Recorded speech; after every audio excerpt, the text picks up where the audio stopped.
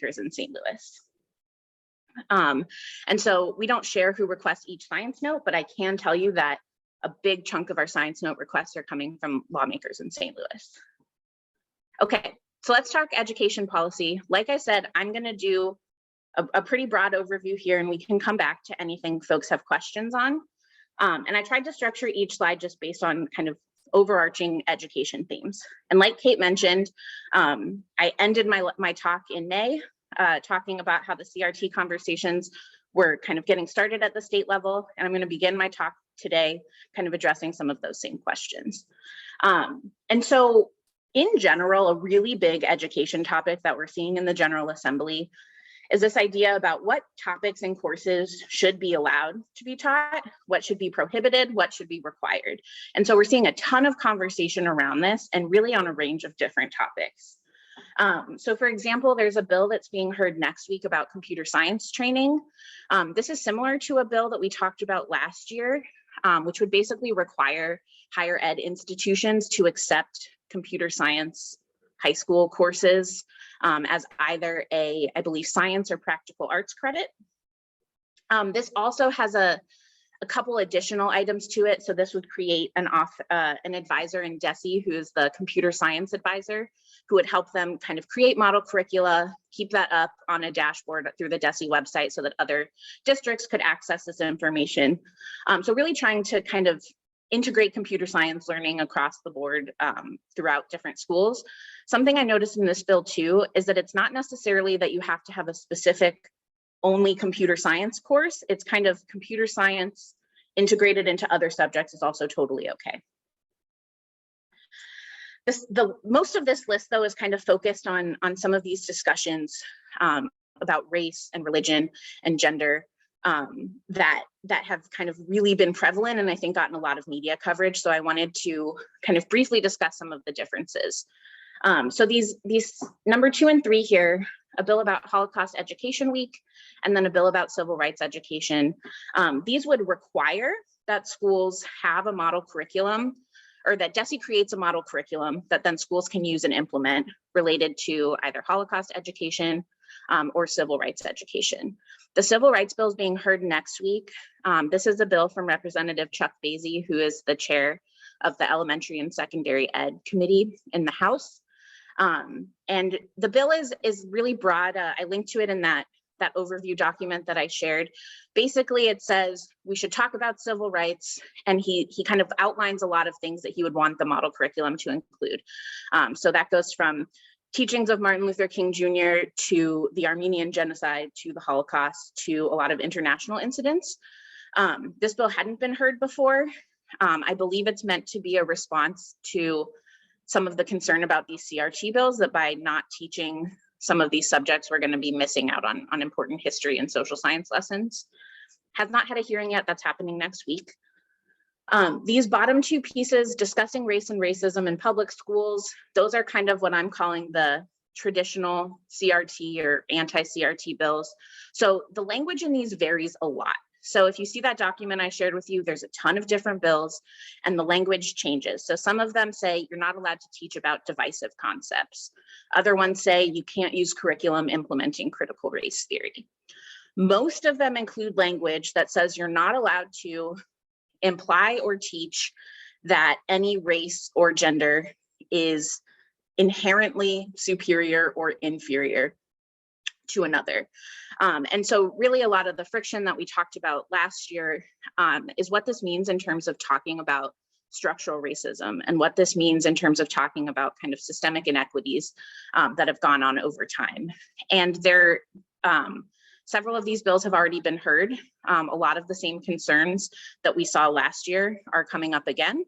The one thing that I can say about these bills is that they're one of the most engaged kind of public testimony gatherers of all the bills that are heard in the education hearing. So there were hundreds up to maybe thousands of written testimonies submitted related to these.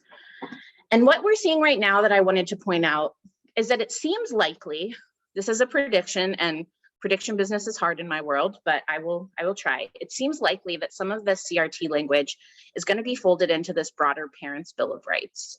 And so what this is, whenever you hear Parents' Bill of Rights, again, it slightly varies depending on whose bill it is, but this is talking basically about strategies to make parents have more immediate kind of control over their children's education. And so that goes from a parent being able to access curriculum and professional development training materials on an online accountability portal. It also includes being able to pull your kid out of classes that you don't approve of. So for example, one of the bills being heard, you could say, I'm uncomfortable with my kid learning about sexually transmitted diseases in the sex education class, and so I'm going to have them taken out of this course.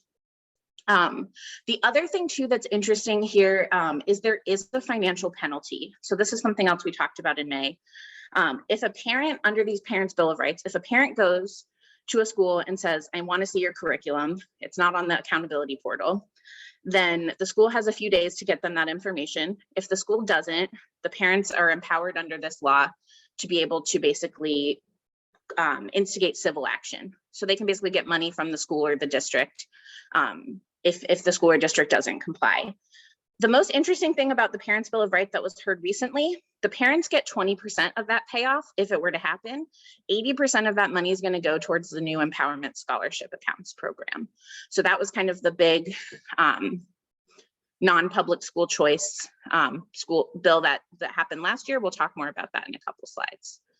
So lots of stuff here. I'm sure there will be more questions, but this is kind of a broad overview of where we're at.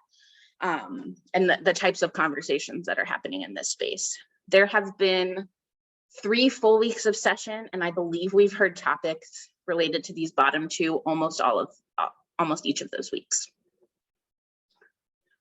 Something else that kind of got brought up a little bit at the beginning when we were all just kind of chatting is thinking about teacher recruitment and retention. And so one of the things with COVID-19 that we know is that the teacher shortage that I think was a problem already in a lot of different ways has really been enhanced by the COVID-19 pandemic, whether that's because teachers are leaving the profession, because teachers or students are quarantining or out sick. And then also teacher pay. So this has been in the news a lot. Missouri is ranked really low in terms of our minimum teacher salary. Last I checked, I believed we were 49th. Maybe 50 now. We're real close to the bottom, if not there. And especially compared to our neighboring states, it's been several years since we've upped our minimum teacher salary. So the bills I wanted to highlight here is there are still a few different bills related to teacher qualifications. So basically making it easier to get teachers into the profession. So one of these is related to the Visiting Scholars Program. So basically someone like me who has a PhD in biology could use this alternative pathway to go teach a class, maybe a high school biology class. There are also a handful of bills about substitute teacher qualifications, again, making it easier for folks to be able to fill in when they don't have teachers so that classes aren't being canceled. The kind of classic debate here is what is the trade-off between quality teacher training and actually having someone in the classroom? If we're measuring student performance and student outcomes, is it harmful or helpful to have a teacher in there that maybe has less training than what has traditionally been required for that position? Related to teacher pay, I mentioned minimum salary. There's a couple tax relief bills to kind of like some income tax credits to help out a little bit with teacher expenses. But one of the things I have my eye on, it's new, so it might take a couple years before it gets picked up. But I think there is some urgency here, is this differentiated pay piece. So this would basically make it so that hard to staff teaching positions paid more money than those that were easy to staff. So if you have a really hard time hiring an 11th grade chemistry teacher, but it's super easy to hire a first grade teacher, then this would basically help establish a model where you could offer more money where you would have to offer more money for this harder to fill position. And then retirement benefits, again, going to teachers who kind of helping fill the teaching shortage. There are teachers right now who are retired, who are receiving their retirement benefits, who noticed that their school needed teachers, and so they went back to work. And you make some subset of money, but you get to keep your retirement benefits. There's a few bills that would extend the time that teachers can do this. Basically, the goal would be not to disincentivize retired teachers from kind of helping out, because if you realize you're going to lose your retirement benefits, that might be a real barrier to continuing to teach.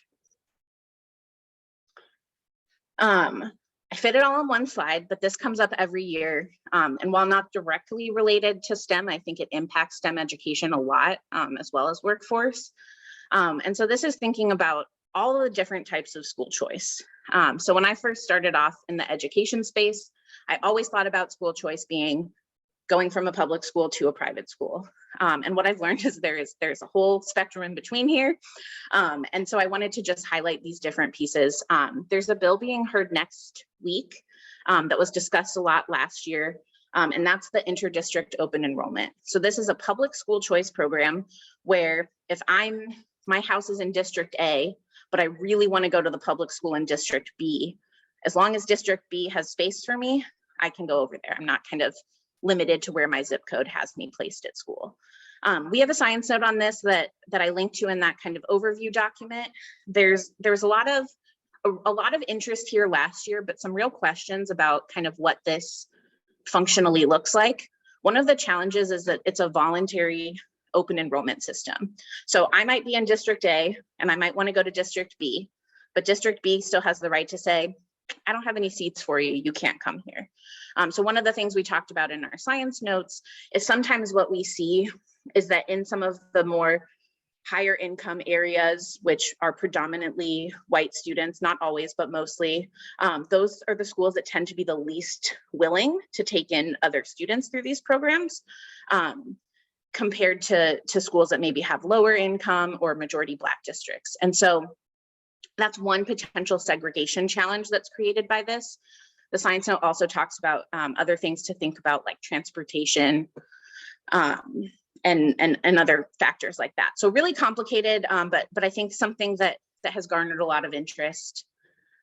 Charter school funding, this almost passed last year, and if I were a betting person, I would probably put money on some version of this passing this year, because it was basically just a timing reason it didn't happen. If you've heard, I think the people who are proponents of this bill call it the fix the glitch bill. But I think that really depends on your perspective here. Again, a really complicated issue. So right now, the kind of money per student for a student in a public charter school is lower than a student in a public district school. And so this would basically equalize that funding formula so that it would be the same funding per student. However, district schools say, well, we have costs that charter schools don't. So we have to fund transportation for our students, and we have these infrastructure building costs that we have to take care of. And so there's been a lot of tension there. Basically, this discussion between equitable funding per child or equal funding per child versus kind of district versus charter school needs. I also should point out too that this has been a lot harder of a conversation in St. Louis than Kansas City. Kansas City Public Schools was basically able to pretty much get on board, but St. Louis has some ongoing litigation that has made it kind of hard for them to participate in these conversations. And so a lot of the concerns that I've been hearing at the legislature have been from folks in St. Louis. Virtual learning, the big conversation right now is again, related to choice of a student who doesn't want to be in their district public school, but wants to do one of the online portals. Right now, students have to get permission from their school in order to go into that online system. And so a school can say, you know what, I think if Brittany did the online learning program, she would really suffer because she needs to be in seat and interact with folks here. These bills would basically make it so that the parent can make that choice, not the school, because the argument is basically that schools are hesitant to let students do virtual education. And then I mentioned this before, the Empowerment Scholarship program. For those who aren't familiar, this is the tax credit scholarship program that passed last year. So basically, I could donate money to these empowerment scholarship accounts. I could get a tax break for that. And then that scholarship money goes to fund students who want to attend a school that's not their district public school. So this could be homeschool, tutoring, private school. Right now, there were a lot of negotiations that happened last year that kind of limited the scope of the program, both geographically, so mostly students in St. Louis and Kansas City to participate. There's a bill right now that would expand that so that people in kind of other metro counties could participate. There's also a bill that would require these schools that take ESA students to report disciplinary actions to make sure that there aren't any discrepancies in disciplinary action between the students who use these scholarships versus who don't. And then in a very confusing acronym situation, there's another ESA program that is totally different, and that's education savings accounts. That's kind of more like a sort of traditional voucher program, again, to fund these alternative choice options. We have a science note on that too. I have to say it was real confusing at first just to figure out the acronym. I'm like, they're all ESAs, but they're not the same. And then tax credits here, there's one bill that would propose offering a tax credit to families who use their own money to pay for private school. So basically kind of saying the state will reimburse you for the money that you put towards public school, even though you're at private school. As with most of the kind of non-public options, the biggest concerns tend to come down to what does this mean for public education? By incentivizing money to go into non-public systems, what is going to be the impact on public education, and what is the state's responsibility in terms of supporting and improving public schools versus giving families options for where they want to go. I'm going to zoom through this one. I just wanted to put this on here in case you've been seeing this in the news. There's been a lot of talk about recalls of school board members. And so also I think exacerbated by COVID-19, this idea of, I don't really agree with what my school board's doing. They said we all have to wear masks. How do we get these people out so that I can get somebody else in that I would want to go in? New this year, though, are discussions about changing school board member elections to not be in April. And so a bill that was just heard last year would put school board elections in November when you have kind of general elections, which pros, you get a bunch more people who are voting for school board members. I know I voted for my school board members last time and there was no one there. It was super fast and super easy. Some of the concerns with doing the elections in November is then you put these school board members at the bottom of an already really long partisan ballot. And so what does that mean in terms of people actually being able to know who they're voting for, actually getting down to that part? Are they more likely to just do the president or the congressperson and stop? And so there's been a lot of debate about that right now. And then I have these other things here. There's bills about creating kind of grievances against your school board, being able to add items to the meeting agenda, more review of curricula. So a lot of eyes on school boards right now. I will leave it at that. Okay, a couple maybe more directly interesting pieces. I saved some of the best for last. When we're thinking about CTE and kind of just broad workforce development, career education, there was a bill I talked a lot about last year that didn't end up passing, but has come up again this year. Actually gets a hearing next week in both the House and the Senate. And they're calling this, can't remember what the title is, but it's basically workforce development for elementary and secondary education. These bills are big. They have a lot of different elements. I've highlighted two here. One of the pieces would require FAFSA completion for all students. So basically make it so that every student has to apply for federal financial aid as kind of part of their career readiness piece. The intention of this is to optimize the number of people who end up getting financial aid from the federal government. However, there have been concerns about what this means for students who might have difficulty filling out the FAFSA or whose families might, for whatever reason, not want to fill out the FAFSA. And then ICAPs here, the individual career and academic plans. This is something right now that schools already do, but the goal would be to move this up earlier so that we get middle schoolers starting to think about, what am I interested in? What am I good at? What might I want to do when I grow up? And how can I use that to help guide, the maybe extracurricular activities I do in high school or the electives that I take? We published a science note last year about school counselors. One of the challenges here is that, like with teachers, we do have a shortage of school counselors. And so the actual amount of time that a counselor can spend with a student individually at a public school is fairly limited. And so there are some questions about kind of practically what this means for teachers and counselors in schools. There is a bill being heard next week about extended learning opportunities. This is that out of school education bill. It got discussed only at the very end of last year, but it's come up again now. And this has to do with requiring schools to offer credit and make it easy for parents to understand what that credit looks like for different out of school opportunities. So it's pretty vaguely defined right now in the bill. I think part of it is enrichment activities, but then also things related to career technical education. So I think there's a lot of flexibility there. I know with STEMSTL, I've been in a lot of conversations kind of thinking about out of school time. And so potentially looking at what that means in terms of credit and how that might help somebody, you know, get closer to being able to take a class in community college or something like this could be really interesting. And then on the adult education space, there's a lot here. Workforce diplomas, these almost passed last year. Another one that I think is going to get pushed through pretty fast this year. This is for adults who never completed high school, but want to go back and finish their high school education and then potentially get some industry recognized credentials so that they can start in a new job. This basically offers the schools that provide these courses some financial incentives to enroll and graduate those students. So for example, a school might get $500 if one of the students enrolled gets their high school diploma, maybe another $1,000 once they get their credential for, you know, I don't know, HVAC installation. When I try to think of something, that's the hardest part. There's also the Fast Track Workforce Incentive Grant and some things about childcare at adult high schools.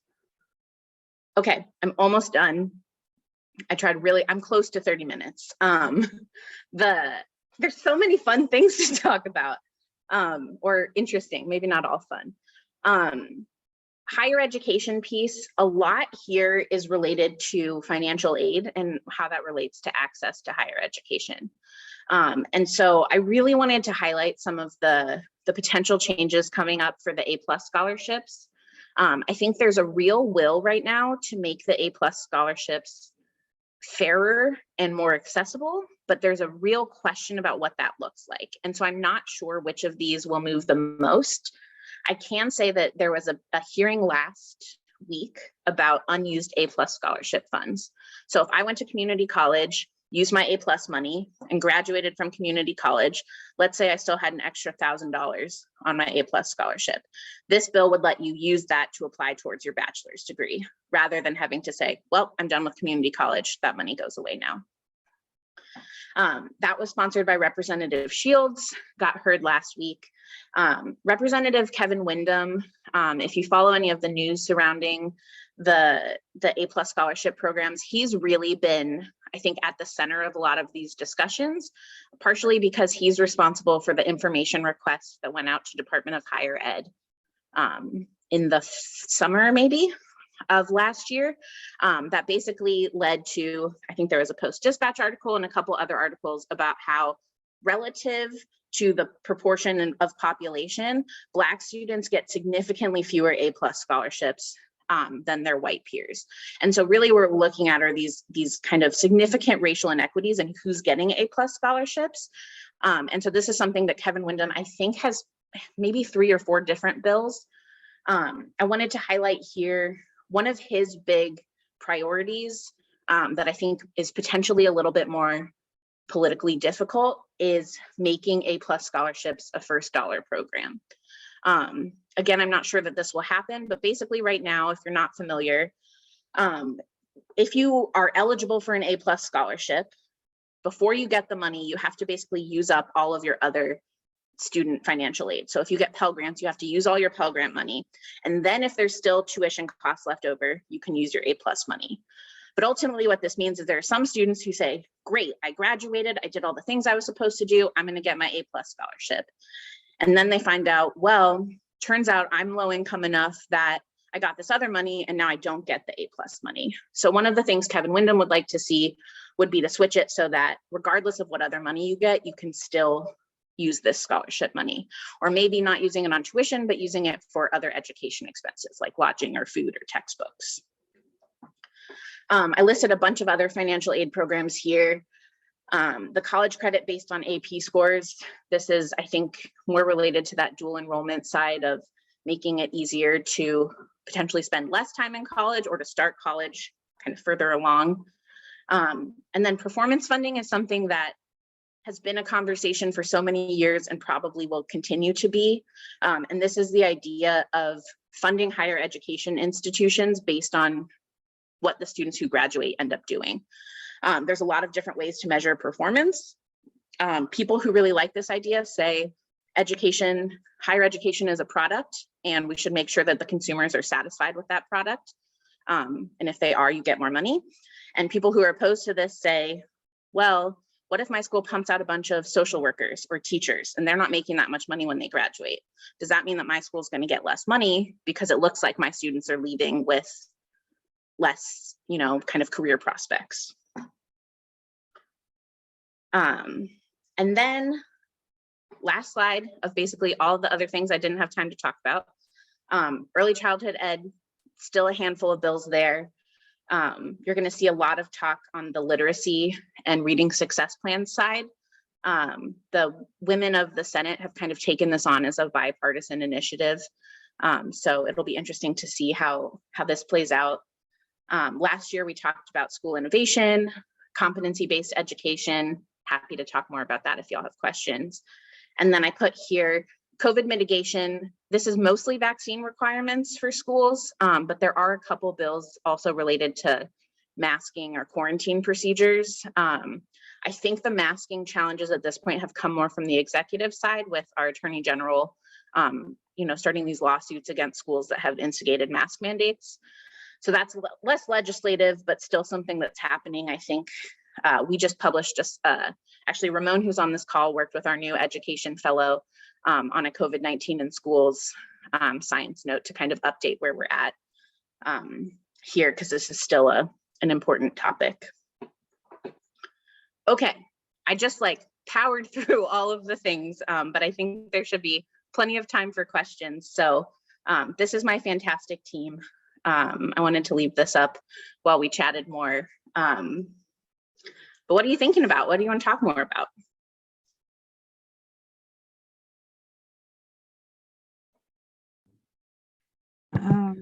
Being that I am in the community and I talk to a lot of building leaders, I'm very curious to know more about the funding for charter schools. Kate and I have regular conversations about charter schools and their funding versus public schools and their funding. So I'm just curious as to exactly what that will mean if the funding is made equal for both. This is a very good question. So we don't have a science note on this yet. I'm hoping we get one this year so that we can get a little bit more into the weeds.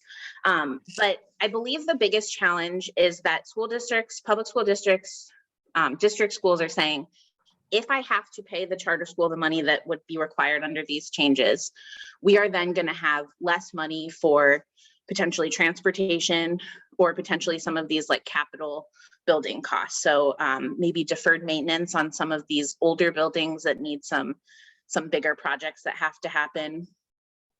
The argument against this, and this is where I'd love to do a science note because I think that there's just too much that I don't quite know yet, is district schools do have kind of this bigger, I don't want to call it a reserve pot of money, but kind of this this funding source. And so some people say it's not going to be that big of a deal because you're already sitting on a few extra $1 million. And so give some of that to the charter schools, you guys will be fine. I think a really interesting thing to think about funding that I always come back to is we fund our schools, our public schools, primarily through local taxes. And so ultimately what we're going to do, if we have to split, it's going to come back to the same general problem of, can we raise taxes? Is that something that the people in this region are going to want to do? If we can't raise taxes, what does this mean in terms of school closures or quality of schools. And so this is something that I believe I linked to it in that note. We have a charter school expansion note. One of the things I talk about in the charter school expansion note is some of the disproportionate impacts we see with school closures. And so when you have schools kind of open and then close, the students who tend to be in those schools tend to be predominantly not white, low income. And so I think it's interesting, and Kansas City seems to be pretty comfortable with this situation, whereas St. Louis, I think, is like, we're not really sure where this lawsuit's going to go, so I can't tell you exactly how much this is going to impact us. But I think ultimately it comes back to this bigger public funding idea of, if it's our districts that have to do all the funding, what does this mean for districts where they're just bringing in less tax money overall? And I haven't done that analysis, but if I see anything, I'll let you know. I know St. Louis has kind of kept their cards a little close to the chest because of the ongoing litigation, and I don't blame them.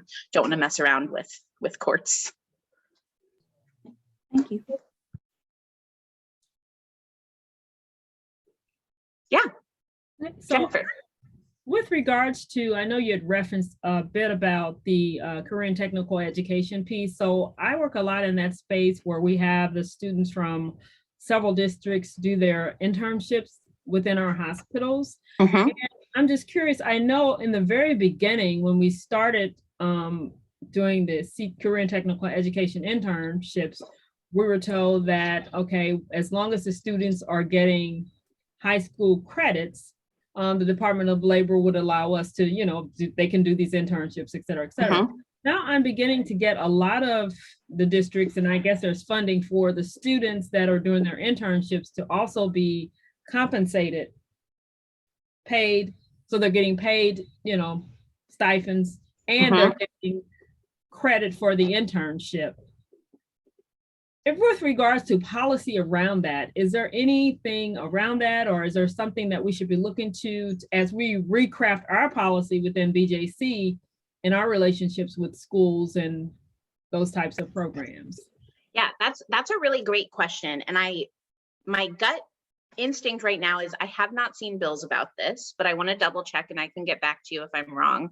The main thing that I've seen bills about in this space have been liability. And so basically making it so that if someone is doing an internship with BJC and something happens to them, to make sure that they couldn't come back and sue BJC because, they were doing this out of work opportunity there. I haven't seen anything about this student pay or this kind of stipend pay, more on the credit side, but I will double check to see, because I think that's really interesting.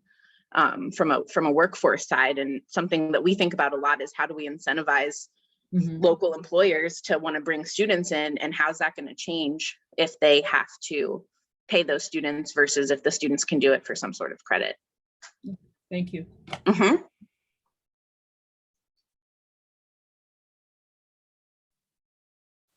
had a question about the inter-district open enrollment.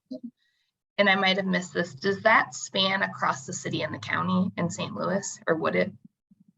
Yes, so I believe that it doesn't have to be like your adjacent district.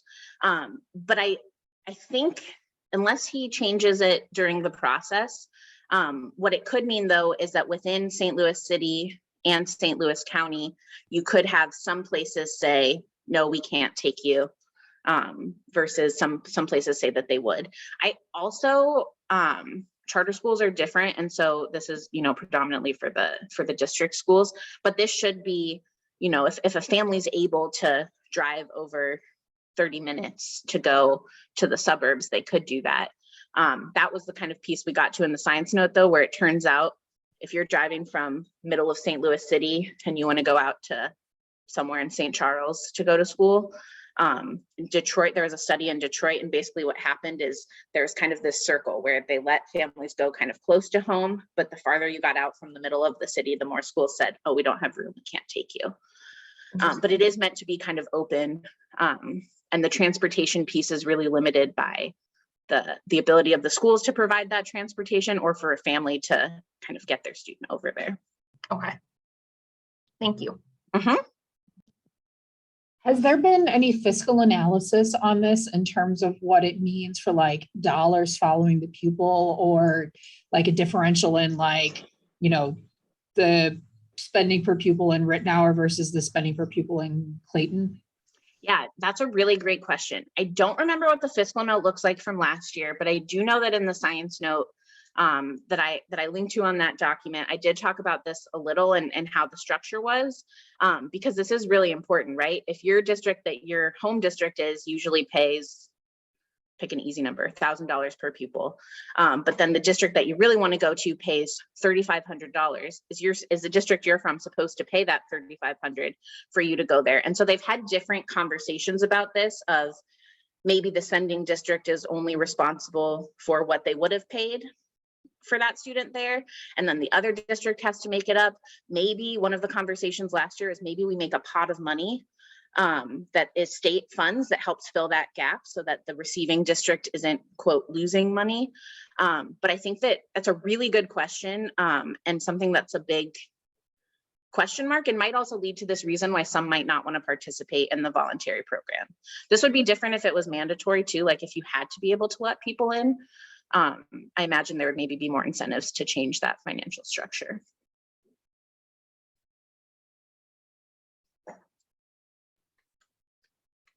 I had another question.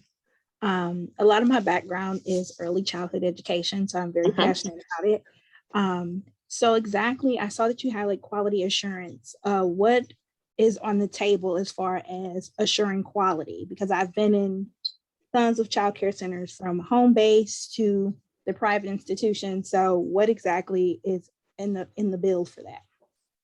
Yeah, so I'm trying to remember what the name is, but we currently have a kind of pilot early childhood quality assurance program. So something that kind of went into the books a couple years ago, I think. And what happened is it basically expired. My impression, I haven't done a lot of work on this, so I would want to double check, but my impression is that it tended to do a pretty decent job of making sure that the programs were providing quality education. Now, of course, depending on who's defining quality, that might look different. So that's an important kind of asterisk. But that's really basically the bills right now are to say, we liked that program, let's keep it, let's do it. And then the other, I think, harder to pass ones will be the providing funding for early childhood, because as you probably know, being passionate about this space, we don't tend to pay our early childhood educators very well. And so there's not a lot of incentive for folks who are like well-trained and really good and passionate in this space to do those positions. And so there are some folks who are really focused on getting more state funding to be able to do that. But I would look at the existing early childhood quality assurance program to kind of see what those parameters are right now. That's what they're trying to expand. Okay, thank you. I know before all the educators had to go through like retraining of certain criterias, and that would say if you were eligible to receive state funding. So I'm just wondering if they're going to do that again, because that was a headache. Yeah. Right. And this is like one of the places where I really like the work that I get to do, because our kind of goal is to go into these legislator offices when someone talks to me about this and say, listen, we tried this program and here's the data we have that, you know, turns out half the families who wanted to apply couldn't actually get in, or the students who participated in these programs had no better outcomes than the students who did, or maybe Kansas did this program that was slightly different, but they're seeing these really good outcomes, and here's what the differences were. So that's the sort of work we try to do. Unfortunately, I want to hire like 15 education people so that we could just actually get on all these topics, because right now we currently have one fellow that is covering all of these things. And so I think there's still a lot of places we could do more in. Well, I'm all for the expansion of most policy initiative. Like love having you guys as part of the ecosystem.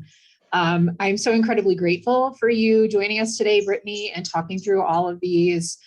This is really helpful, I think, for me in terms of like what feels like a really chaotic session in terms of education. So to get a sense of like, this is where things stand, this is what's likely to like go through, this is what we might see kind of adapt throughout the process of this session was incredible.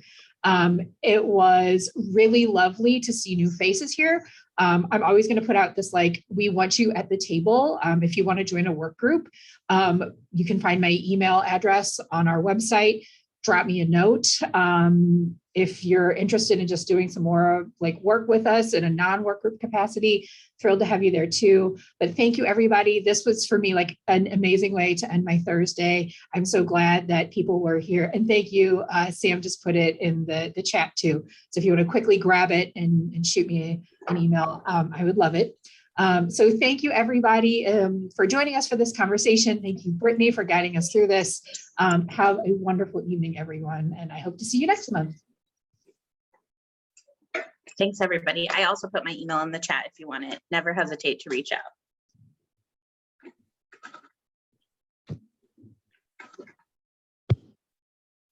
Thank you, Brittany. You're my No favorite. problem. This was fun.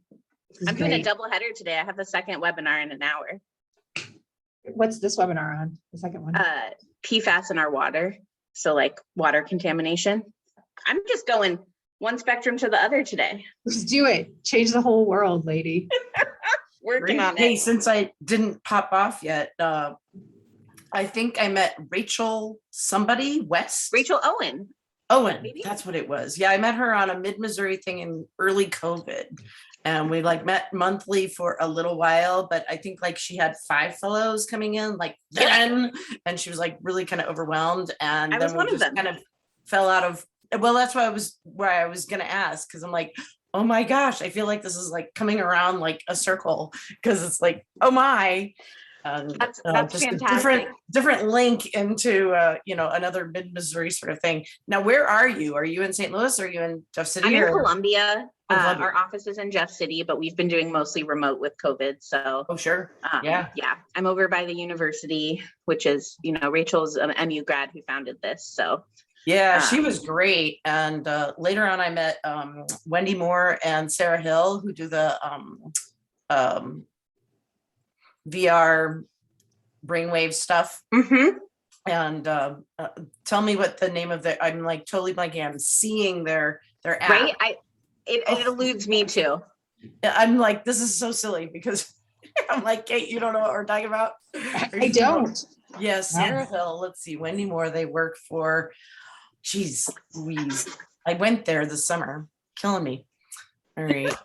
I have to have the internet be my brain because this has been happening to me all week. It's like, I guess I'm beginning to get out, but everything's been so disparate. I can't remember people's names, or I remember people's names and I can't remember something else. Is she with Helium or Storia? Yep, helium, that's it. Yeah. I also use the internet. I cheated. Yeah, no, that's fine. I need to log out this computer. It's like so slow. I've been doing this like kind of reorganize your life, reflect sort of mid-January thing that they put on every year. And so I have like 8 YouTubes on that window still. And I'm like, okay, they may expire. I may not get to watch them. But supposedly I'm going to figure out, my purpose and vision and have it all figured out. And 2022 is going to be great. I love it. All for it. We will see. Oh, and before I pop off again, Kate, you mentioned somebody at STEMSTL that I think you were telling Ramon you would connect him with. What Yeah, was his name?